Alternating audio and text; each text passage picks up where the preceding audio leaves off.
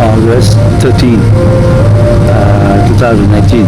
We arrive Taipei, Taiwan right now on a trip to Tokyo, Japan for cruise ship go around Japan and Russia.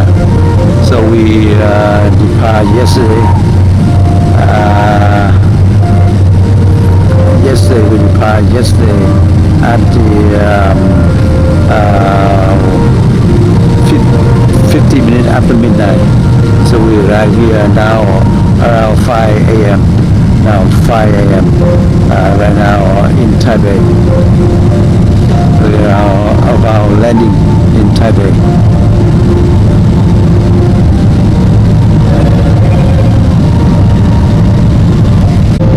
So we're landing at Taipei Airport, TB's Airport, Taipei.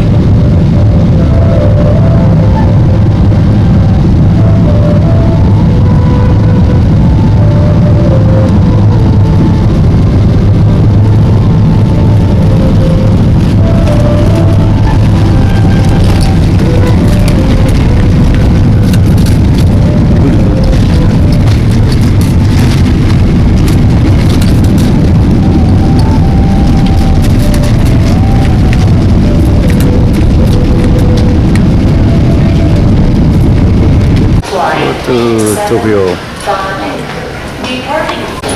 We arrived Tokyo. Now we walk on the street of Tokyo to go to the temple for Obon festival. Ai mua bữa tiệc đó quá trời đông à. Đây là mua đi nè, chắc đây. Chưa đi á không? Xin nói nó đi rồi. Tới, cha cô này đi rồi đó ba, bảo đảm chứ ba. Có thể là hôm trước mình từ cái hướng kia ba nhớ một cái tháp đó. Nó có nhiều hướng đến. Udon, Obon. Nhớ chưa? Nhớ cái này chưa? Có vô rồi. Obon.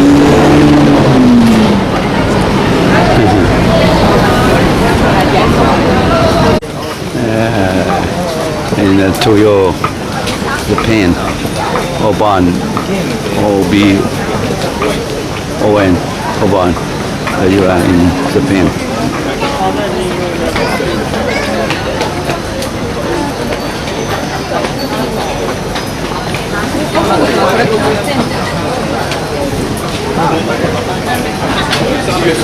That's why I'm not gonna get a real dog.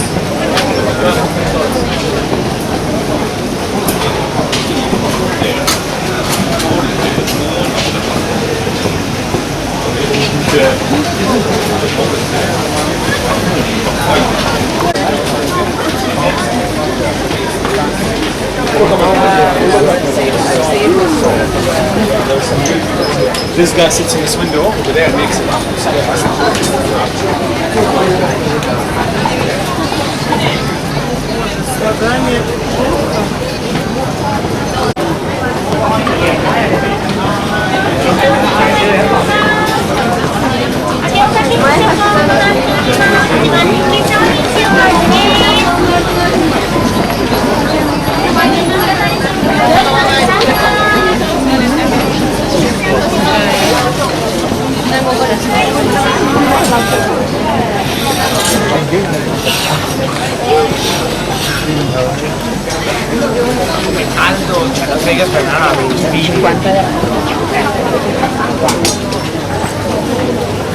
Đấy. Cái gái phải vứt lên.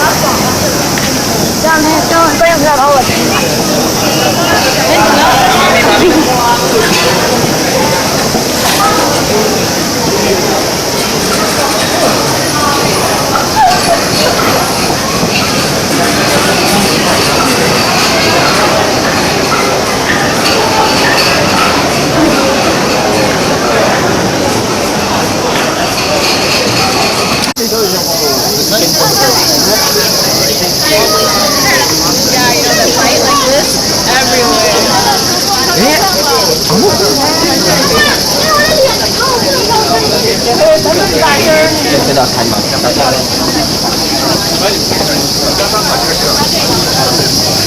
Đúng rồi, hôm trước cũng đông lắm, đúng rồi. Bây giờ cứ nhớ là cái chỗ đó chỗ khác, chứ không phải chỗ này.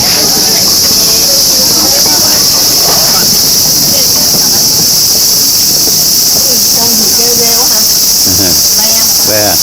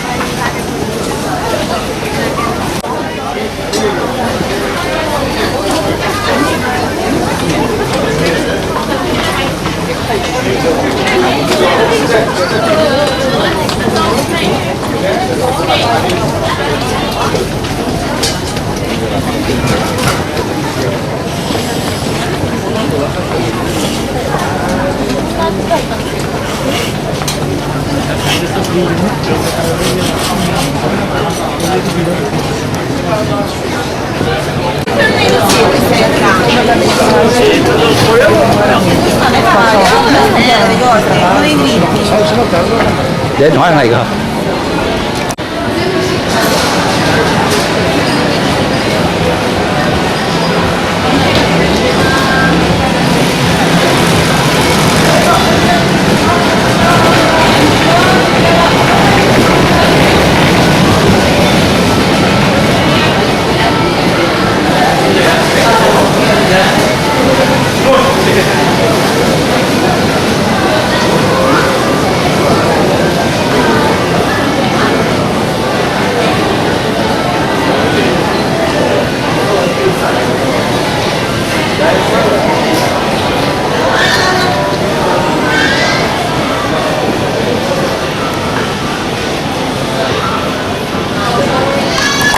Today is August 14, 2019. We are at top of the hotel rest in Yokohama, port near the cruise ship. We going to the board of cruise ship today. We from top hotel look down the street and surrounding area here. That's the Hamara Plaza Hotel. Yeah, right here, yeah. And this one the room where you stay last night, small room, pretty around $85 a night in Japan, Yokohama. Tinh thần quốc gia nó đàng hoàng thấy không? Không có một rác thấy không? Đây có cây rõ là cỏ rồi nè. Đây cây cỏ người quê nè, cây cỏ này. Con em gái của con đặt Lý ở Việt Nam, lấy thằng Nhật mà không biết ở thành phố nào. Nó qua Nhật nó chơi rồi thấy chụp hình. It's a train in Japan.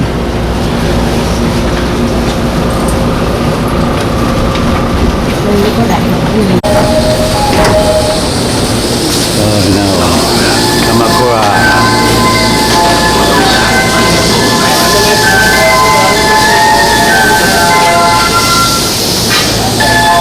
Anh Lưu con đi chỗ nào đó? Bố đầu. Chú ăn đi.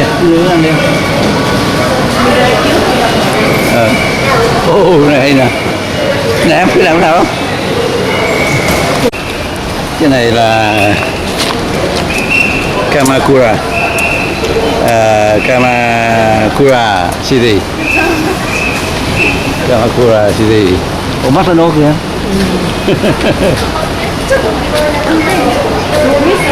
Gửi đàng hoàng lắm. Đi ăn coi trước hay.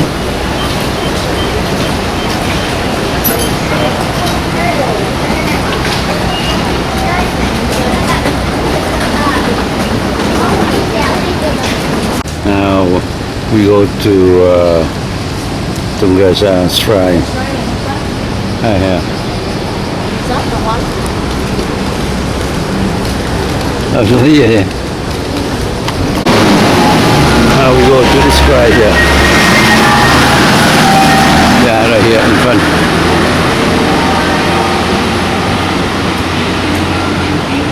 Là gì hỏi không? Ngon.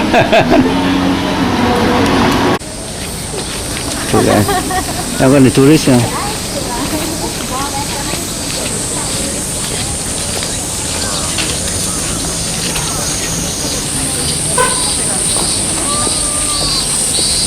Thấy.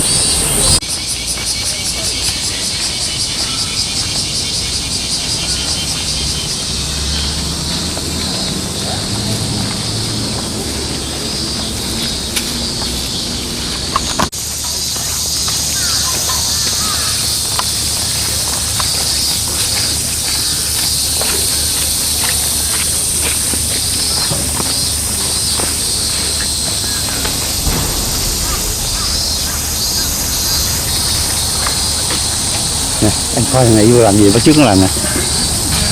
Vô coi làm, vô trước nó làm đi. Bắt chước nó. Vô đi, vô đi, vô đi.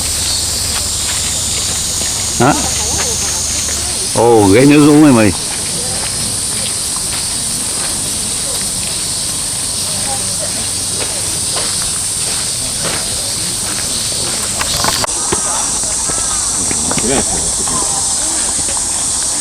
nước cứ nó phê nè, còn mình vẫn rất phê, rất phê nè.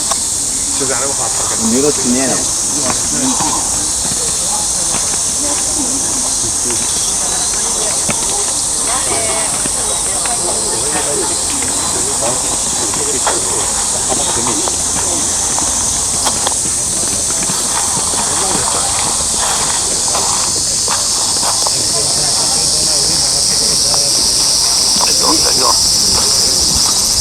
Chưa quay được.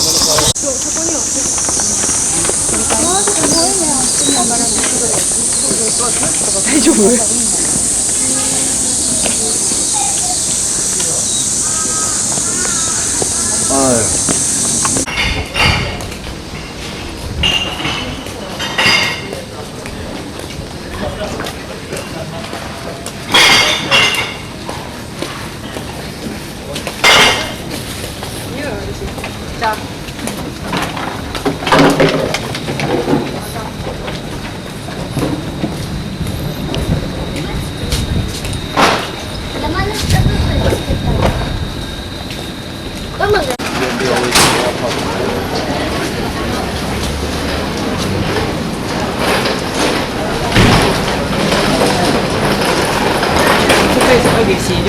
We took the bus from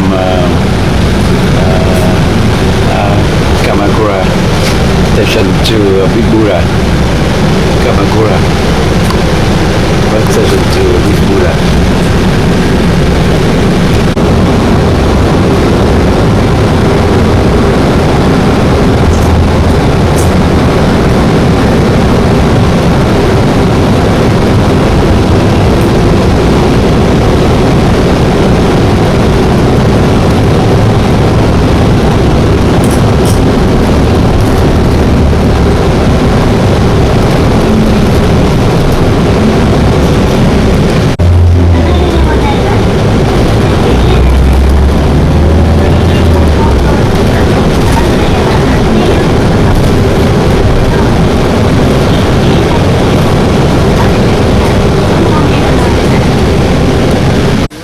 Big Buddha.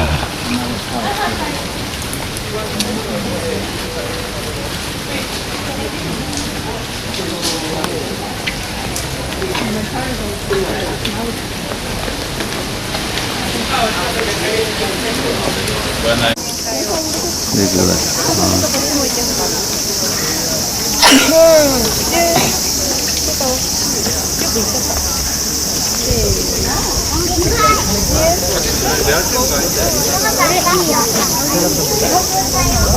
Nó đứng gì phần nào?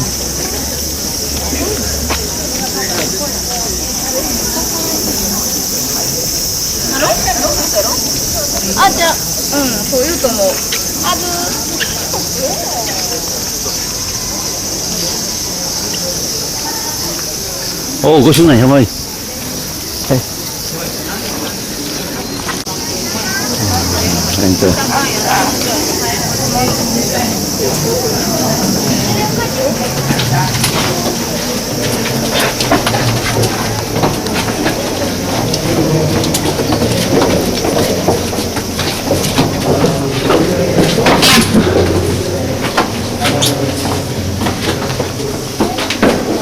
走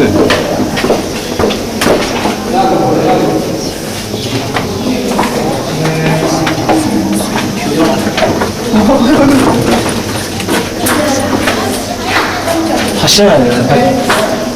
あ、そうしよう、そうしよう。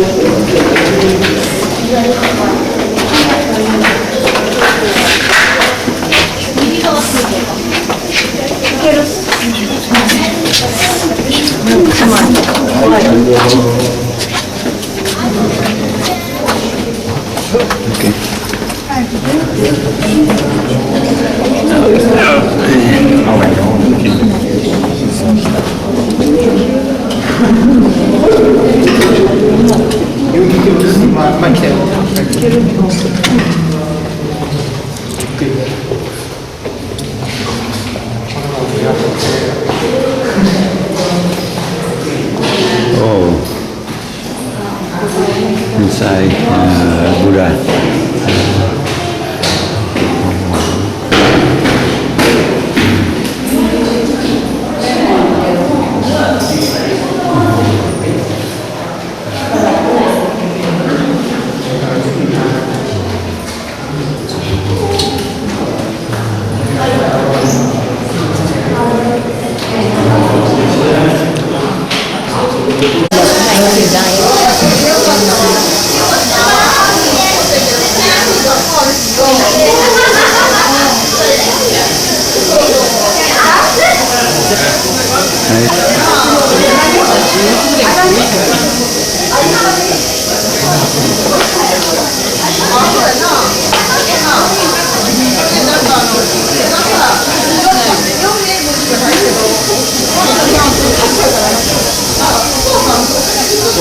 Ready?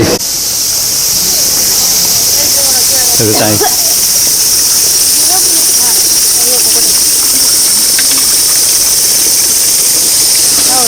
Yo, yeah.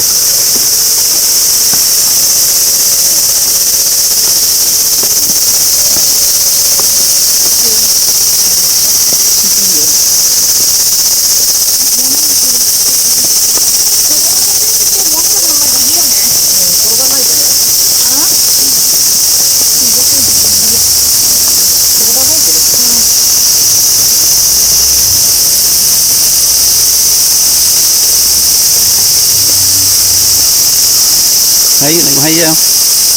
Lạ.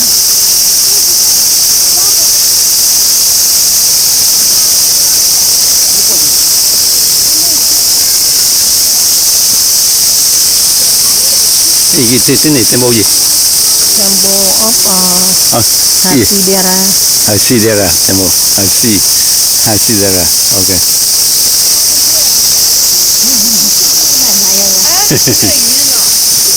Đi, coi nha. Chụp nó chụp.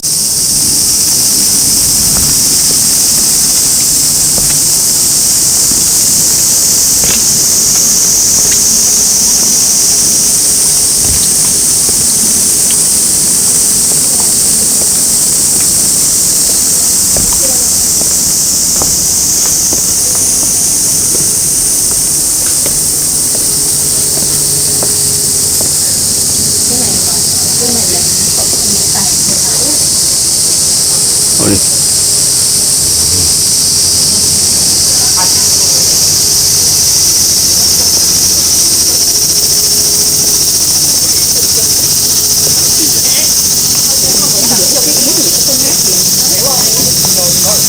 Kapanuro Museum. これが一番悪い。やめてきた。 Chụp hình không? Giúp đi.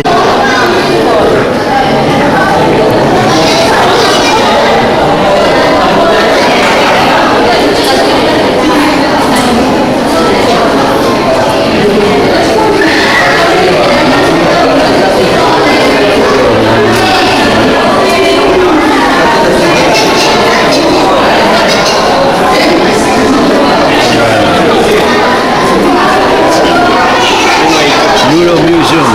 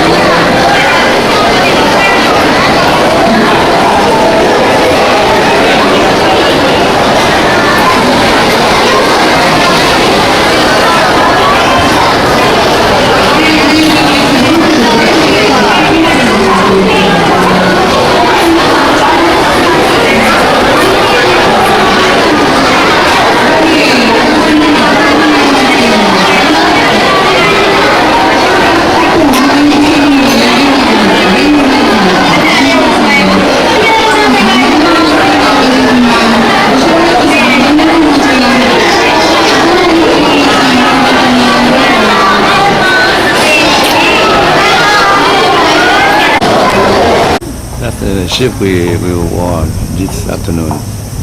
That the all in American ship. Này có mấy cái cruise ship nó đậu nhưng mà hai cái Đâu? hay một cái đây này. Cái thứ hai Nó chiếc không đâu. phải của mình đâu, không phải của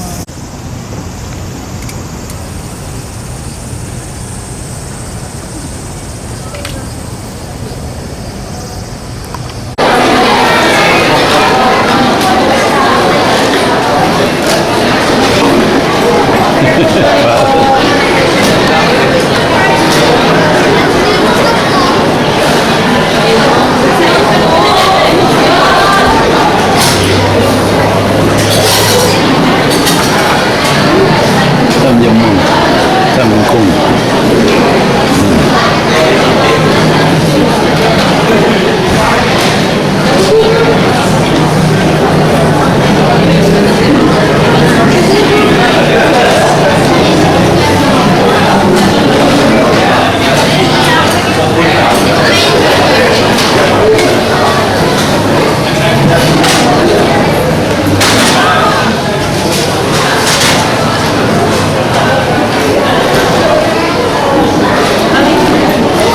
Hả?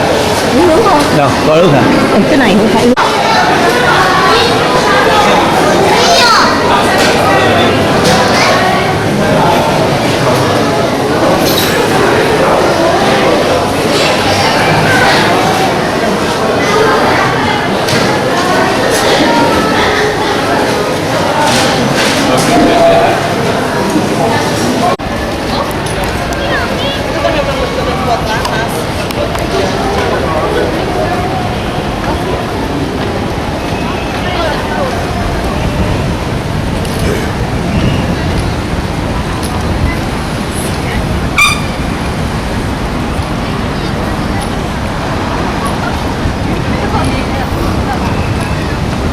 Why don't you get some of the food?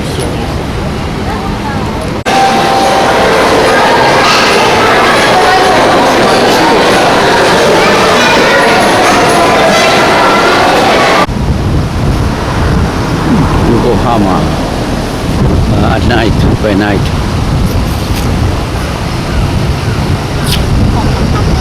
Hả?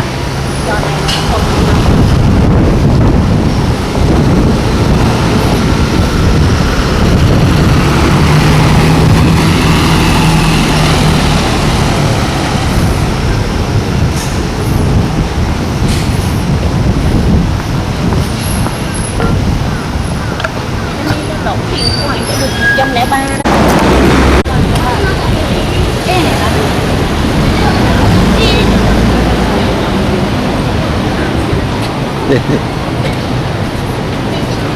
Chinatown in Yokohama.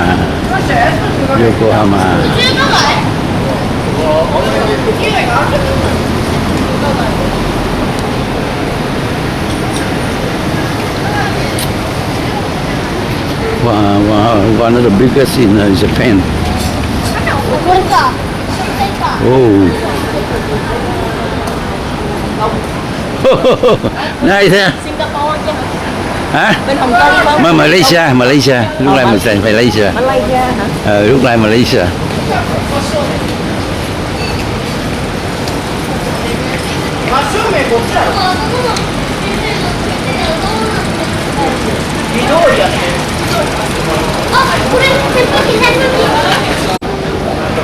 Chinatown in Japan.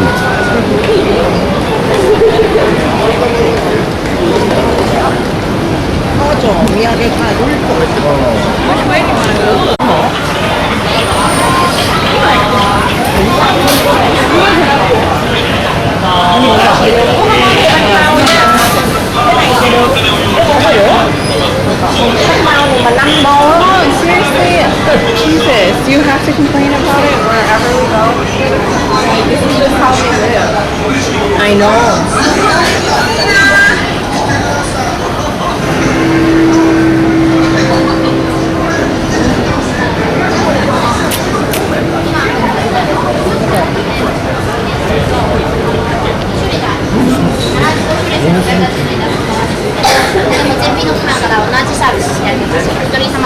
券もにございますので、1980円で今日選ぶものは1000円ずつ食べれますいただきますよ。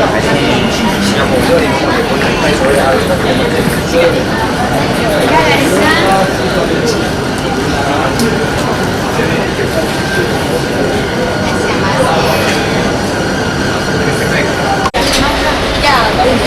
？Anh thấy ai ăn đó mà đồ lạc thượng phải không?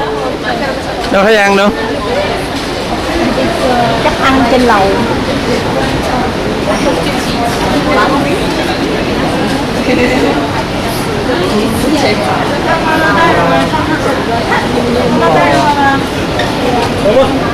Ba ngàn với một a lot of different.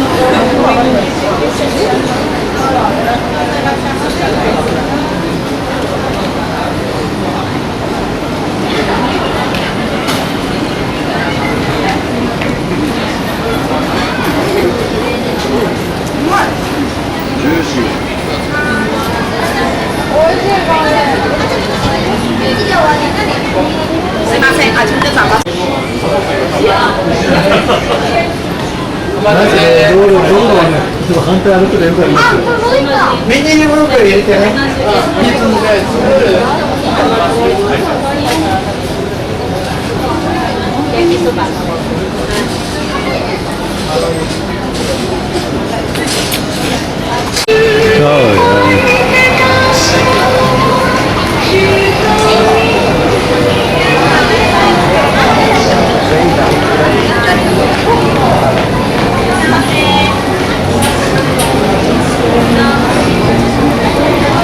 Today, August 15, 2019, the ship leave Yokohama yesterday around 10 p.m. And then now they arrive I think, hold on. So the ship approached Shimizu, Shimizu, today, August 15. It's the first time I take the cruise ship from Japan, port in Japan, go around Japan. That's to be very interesting. And this ship go to around Japan, also go to Russia. The main thing I want to look at Russia, different angle. At the Long Bridge here. Long Bridge.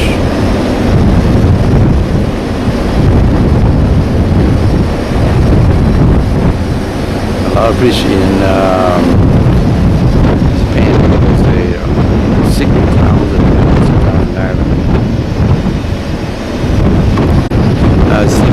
down south of Tokyo. Here, the sea Shimizu.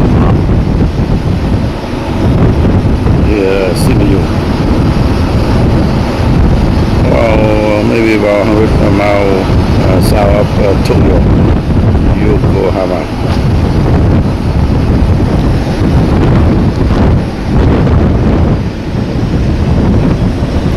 We're going to take 4-day cruise ship around Japan and also go to Russia.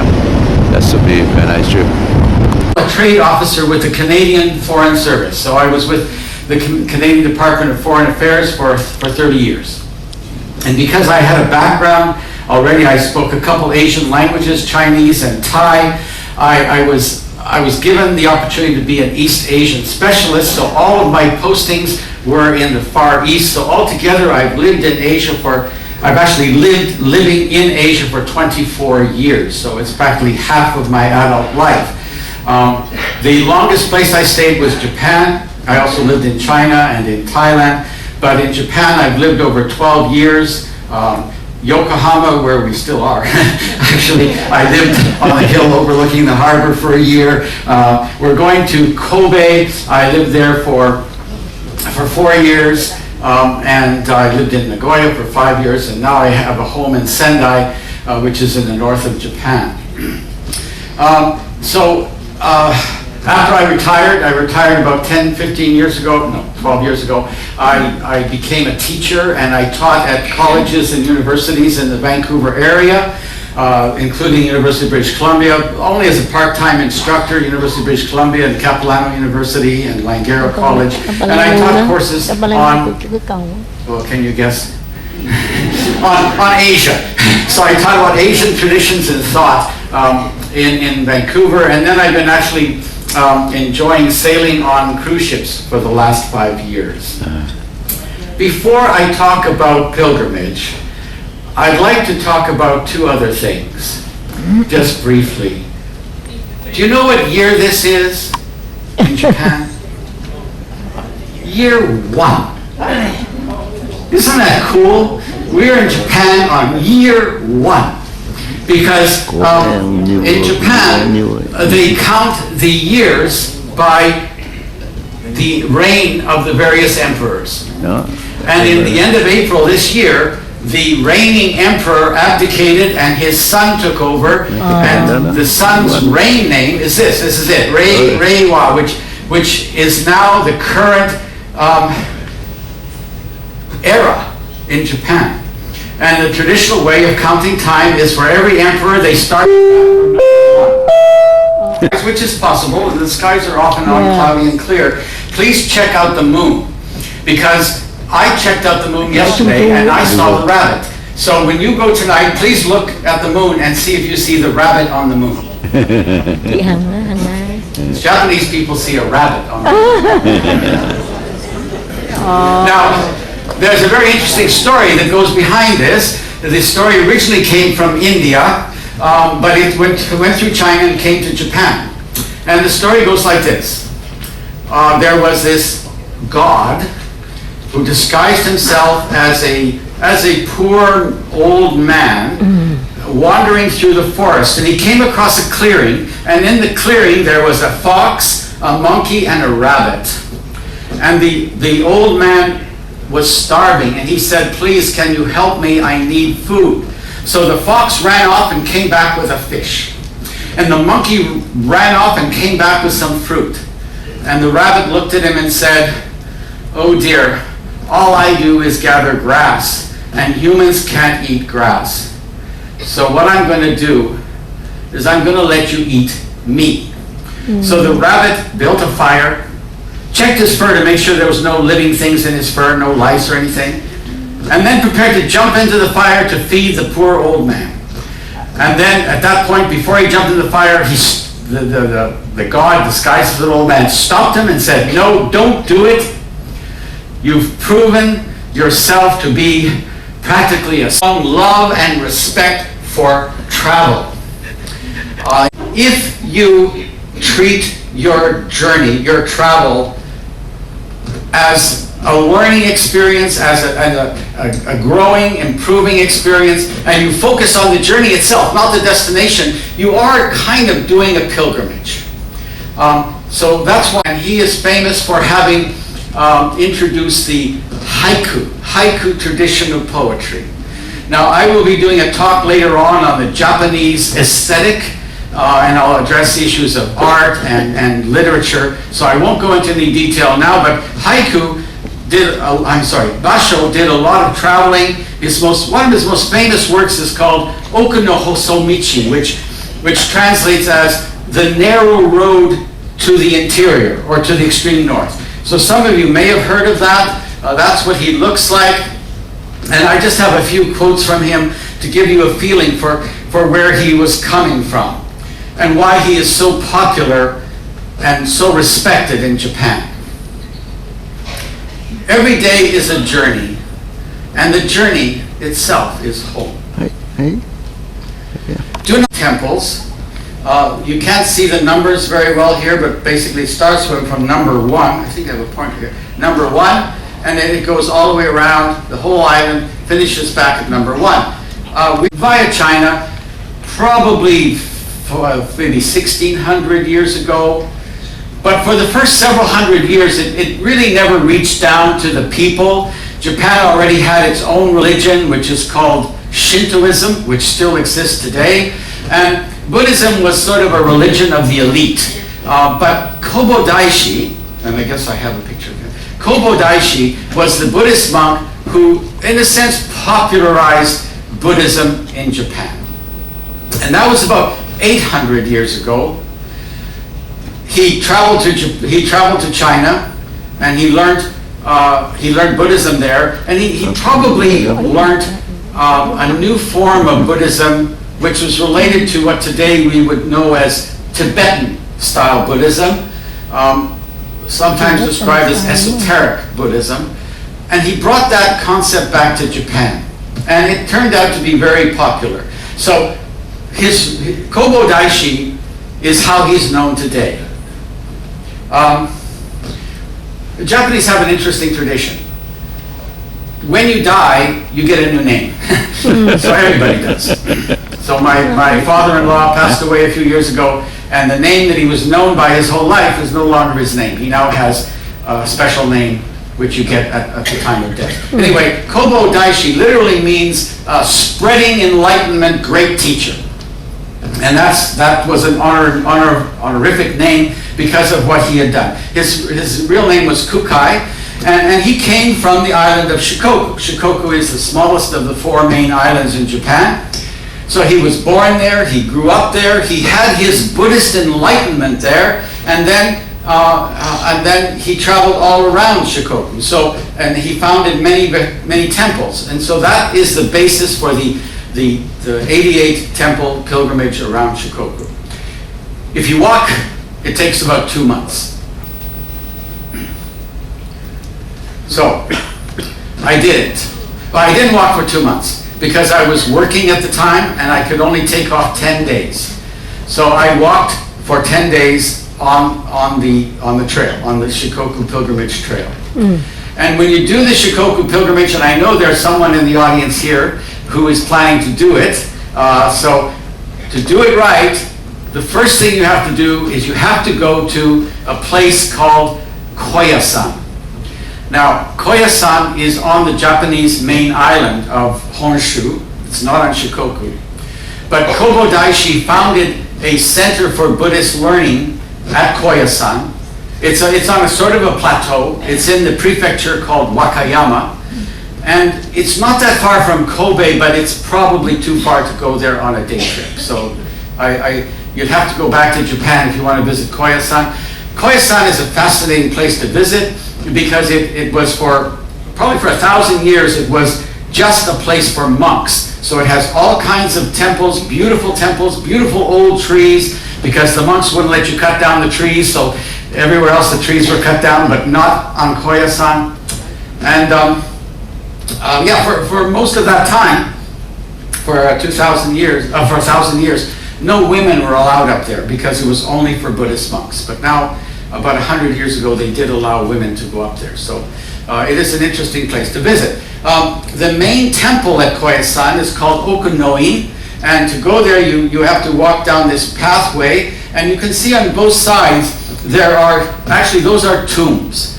And because Kobo Daishi was such an important figure in Japanese Buddhism, wealthy people, even emperors and princes and nobility, they wanted to be buried close to him because essentially Kobo Daishi's tomb is in Koyasan.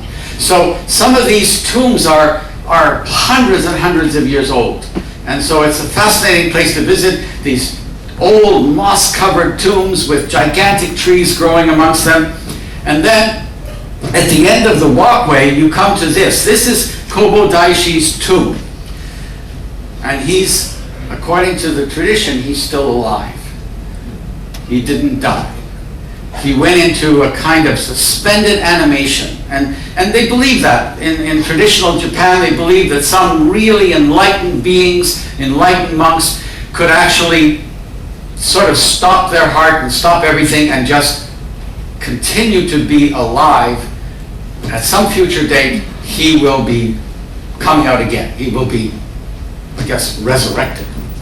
So, to do the Shikoku pilgrimage, what you're supposed to do is you're supposed to go here, stand right there in front of his tomb, and you have to ask him to join you on the pilgrimage.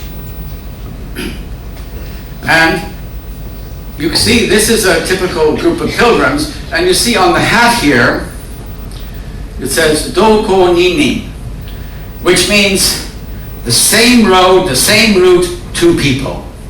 That means the pilgrim and Kobodaishi. You've invited him to walk the pilgrim route with you, and that's why it says on your hat, I'm walking this route with Kobodaishi. Look at what they're wearing. The notion is that when you go on a pilgrimage, you are leaving the world like a person who has died. You have cut yourself off from the daily life and the daily world and all the problems and things that go on in the daily world, and you've entered another realm. That's why you wear white. And when you walk the trail, you're supposed to kind of be a little bit holy. You're not supposed to have any negative thoughts. You're certainly not supposed to have any violent thoughts, or certainly even more so, no violent actions. You're not supposed to eat meat. You're supposed to become, in a sense, a holy man or a holy woman as you walk the pilgrimage. So one other thing you have to get, or two other things you're supposed to get. One other thing, when you're at Koyasan, you're supposed to get a stamp book. And one of my other talks, for them, form is very important. Sometimes form is more important than substance. And so you cannot call yourself a pilgrim if you don't look like one. It's the same thing, Japanese people, if they decide they want to learn how to play golf, the first thing you do is buy a complete golf outfit. Because if you don't look like a golfer, then you can't call yourself a golfer. And it's the same thing if you're going to go hiking in the mountains. You've got to look like a hiker. You've got to have a hiking outfit. There's a way that hikers dress. So it's the same thing. I think this is another example of the Japanese notion that form often trumps substance. Form is often even more important than substance. You've got to get the form right, and then the substance can follow. But the form is more important. Anyway, once I got my uniform, I guess I could call it a uniform, my pilgrim's uniform, I had to take a ferry boat over from Wakayama City over to Tokushima City, which is on the island of Shikoku. And I began walking on the pilgrim's route. And there you can see all along the way there are. So I had to take this big bag of persimmons and put it in my backpack, and then that night at the dormitory, and they call them shukubo, I distributed them to all the other people in the dormitory. Now, I was walking. Very few Japanese people walk. Now, they do the pilgrimage as a bus tour. Literally, walking takes 2 months. Bus tour, I think, takes about a week or 10 days. And literally what they do is they buy the pilgrim's outfit, right, form. You gotta look like a pilgrim, otherwise it's meaningless. They buy the pilgrim's outfit, and they get on their bus tour, and the bus pulls up at the temple, and all the pilgrims climb up the bus, they run up, say a quick prayer, get their book stamped, get out of the bus, and go to the next temple. And, okay, that's good enough, I guess. But walkers were really a minority. I encountered very few people walking. And I had this one really good experience. I walked from Temple 10 to Temple 11, and the trail actually crossed a little mountain pass. So it wasn't a high mountain, but it involved going up several hundred meters and down, and it was all in the forest, and the day that I walked it was pouring rain. I was soaking wet. And when I arrived at Temple 11, I was hoping to get out of the rain, and every major temple has what's called a shukubo, which is like a dormitory where you pay money and you can sleep there. And so I came up to the reception and I said, I'd like to spend the night here. And the woman at the reception didn't sort of look at me. She was just looking down and said, no, it's full. I thought, oh, I'm sorry, what? And I think I just stood there stunned. I didn't know what to do. And then she looked up at me and she said, why are you so wet? And I said, because it's raining outside. I walked from Temple 10. And she said, you walked? She had seen so few people that walked. She was shocked that I had walked. And so she saw how wet I was and that I walked, and she realized she had to do something for me. So then, after a few minutes, she came back after talking with some people, and she said, you know, the chief priest of this temple is visiting Tokyo right now. You can have his room. All right. So that was kind of nice. That was kind of nice. As I said, all along the way, you see these different images, these different statues along the trail. Some of them are hundreds of years old. Oh, I should mention, I did meet one really interesting walker along the way. I was walking, and he was walking with all the pilgrim's gear and everything. And then we started to talk, and he told me that he's a dentist from, I don't know, from Tokyo or Osaka. And then he said he's a Roman Catholic. And I, what? I said, wait a minute. What are you doing walking a Buddhist pilgrimage if you're a Roman Catholic? And he said, well, why not? Because this is Japan. In Japan, religions flow into one another.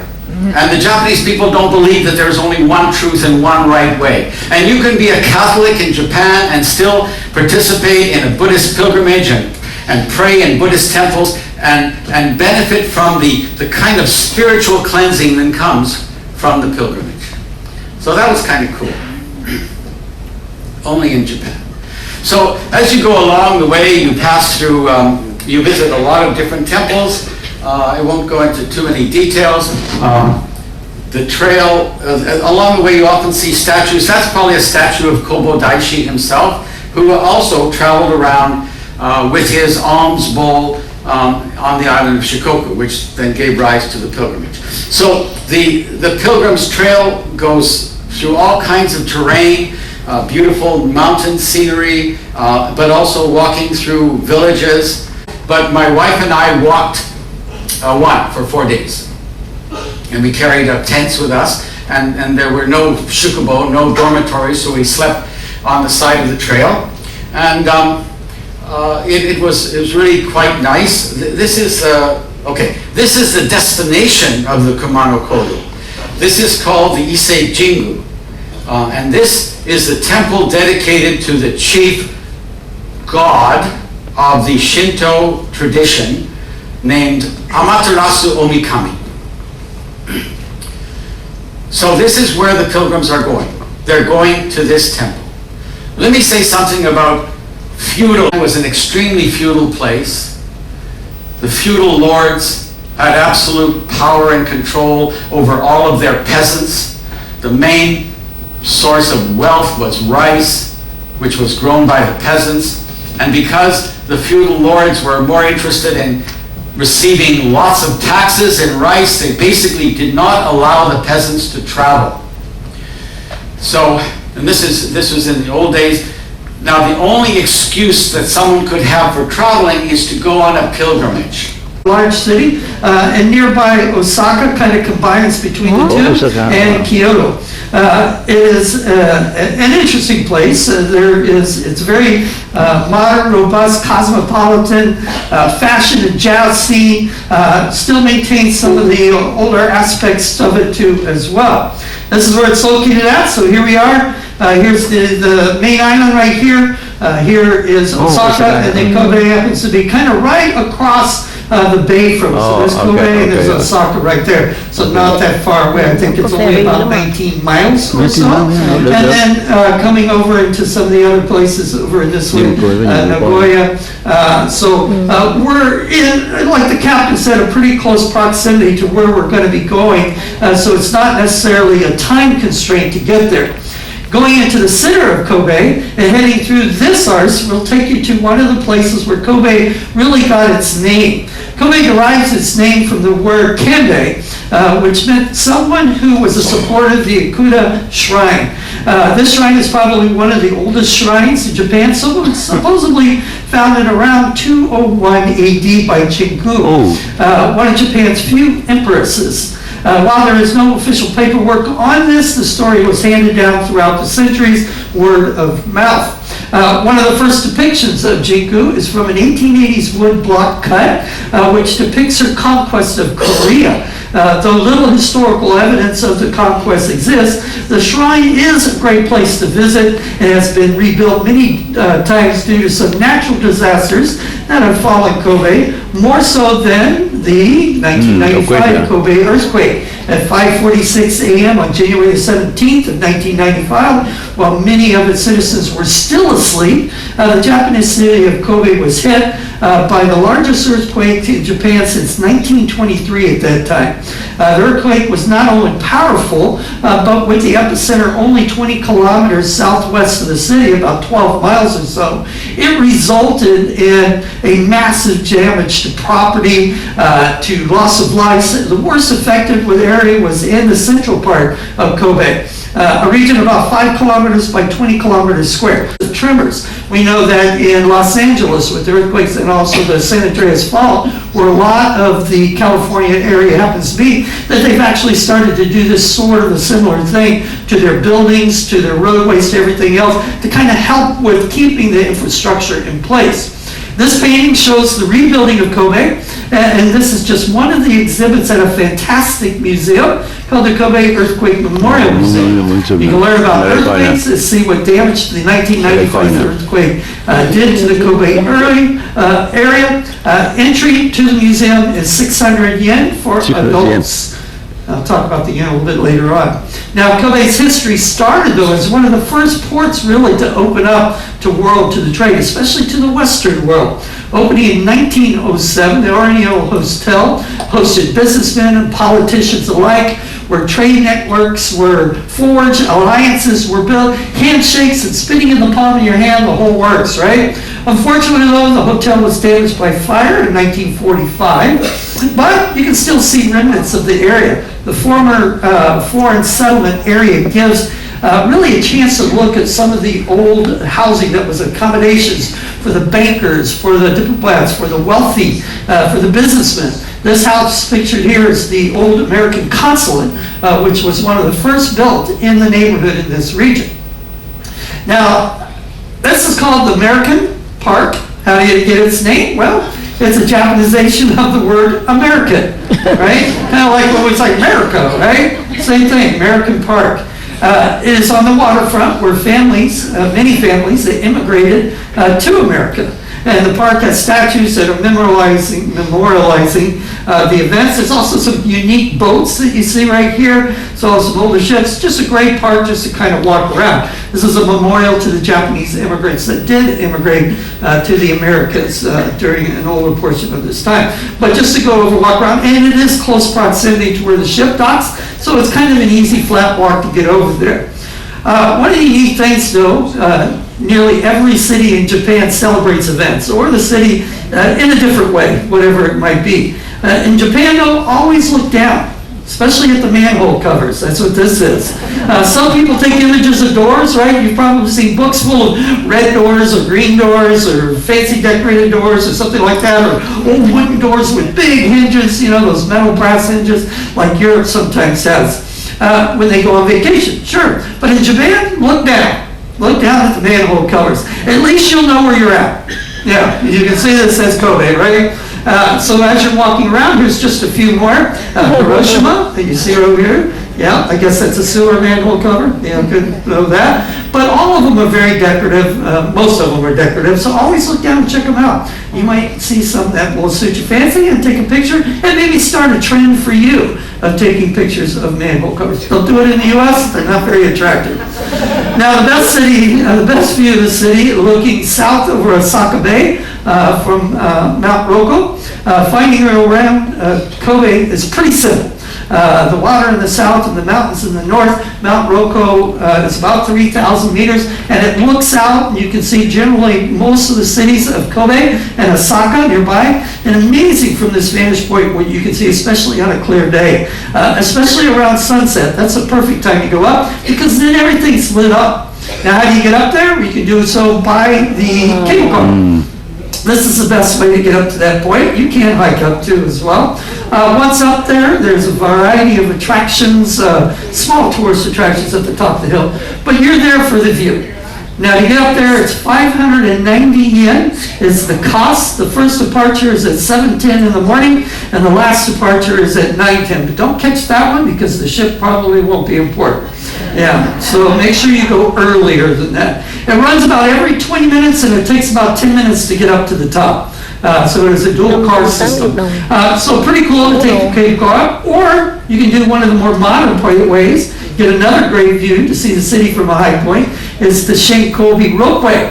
The Shinkobi Ropeway is one of 3 services that lifts tourists up to the top. Cable car, I've always mentioned one. You can also drive, hike, or any of the other ways too. But the cable car, or the ropeway, as we see, makes its way to the top. It passes by a waterfall, it passes by the herb garden, and as a matter of fact, your ticket for the ropeway doesn't include admission to the herb garden as well. It takes about 5 minutes to walk from the Shinkobi station to the lower station of the Shinkobi walkway. So this main roadway or thoroughfare right through here to the middle, coming from the downtown area, there's the main station of Sannomiya. From there, you can take a subway to the Shinkobi station, which is right back here, just at the base of this mountain. And then from there, going over, the ropeway just takes you up straight up to the top. It's only 5 minutes to walk from there over to where the ropeway begins, or the station for the ropeway begins. It runs from 9:30 in the morning until 5 p.m. On weekends until 8:30 at night. No closing days. The admission is 1,500 yen round trip, and it does include admission to the herb garden. As you can see right up at the top, you can see the herb garden sits right up in there. Oh. So an easy way and a good thing to see as you walk around. Arima Osen. Ocean. This area is famous not only for its hot springs and its baths, but also for the geisha gatherings, which have been a tradition for many centuries in this area. Head out from there. It is a famous hot spring in the city limits of Kobe, but on the opposite side of Mount Roko, so it's on the other side of the mountain itself, but it's a good day trip to go over there if you wanted to see them. But there's plenty more in Kobe to see as well. The Nara district is Japan's top sake producing region. If you like sake, or maybe you haven't tried sake, perfect breweries you can go within the Kobe region and in downtown to try all the different sakes that they have. They have warm sakes, cold sakes, they have fruit sakes, they have bitter ones, everything in between. They're starting to do boutique sakes, so flavorful ones. If you've ever been in one of our Pinnacle class ships or signature class ships, you know we have Tamarind. And then Silk Den, which is the bar associated with Tamarind, has different kinds of sakes there too. So the next time you go back, if you'd like to try one, then try it out. Some of them aren't my taste, but I found a couple just by doing some tastings at one of the breweries that I actually like. Now, I'm a craft beer drinker, so I understand the brew process and how that works. And I found that some of them were not really my taste, but some of them were. So who knows, you might find one that you like. The Brewery Museum here in Kobe is about a 5-minute walk from one of the main train stations in the downtown area. It takes about 10 minutes to get over there from where we dock at. Harborland. Harborland is a shopping and entertainment area on the waterfront. You really can't miss it. There's a big Ferris wheel.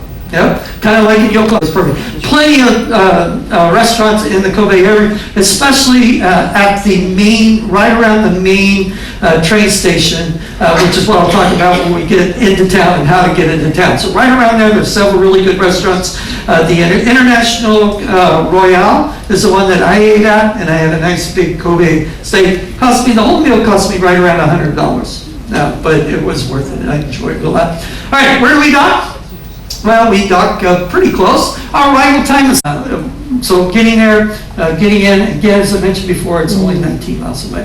The astonishing number of temples, shrines, palaces, and adorned city make Kyoto's architecture the most famous features. Its capital is more than 1,000 years. It was the center not only for politics, but also religion, philosophy, art, culture, and cuisine. All of Japan's refined cultural arts kind of blossomed in this area. Very cool place.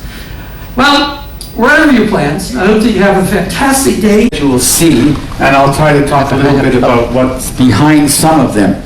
So, I'm going to go right into it. Politeness. People often tell me that they're impressed by how polite the people are.